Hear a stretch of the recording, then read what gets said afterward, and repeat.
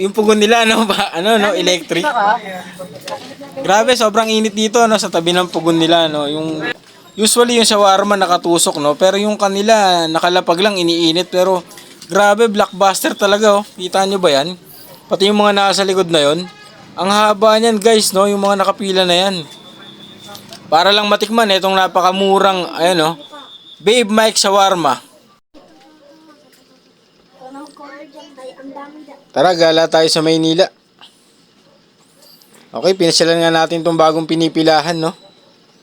Na napakamura daw na shawarma.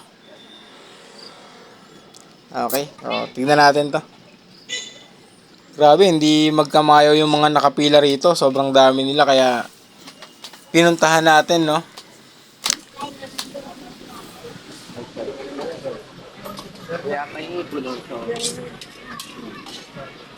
Boss, ano yan, boss? Kuya. Bagoong ba yan? Apa? Ano yan? Ano po? Ano yan?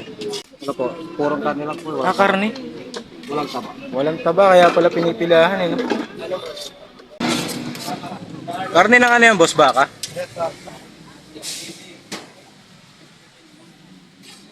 Yung pugon nila, ano ba? Ano, no? Electric. Grabe, sobrang init dito, no? Sa tabi ng pugon nila, no? Usually yung shawarma nakatusok, no? Pero yung kanila, nakalapag lang, iniinit. Pero, grabe, blockbuster talaga, oh. Kita nyo ba yan? Pati yung mga nasa likod na yon. Ang haba niyan, guys, no? Yung mga nakapila na yan. Para lang matikman, itong napakamurang, ayan, no? Babe Mike Shawarma. No? Na may 55 pesos yung pita. Ano ba yun? Ayan, may Shanghai din sila. So, ito yung preparation nila. Check nyo na lang, guys, no?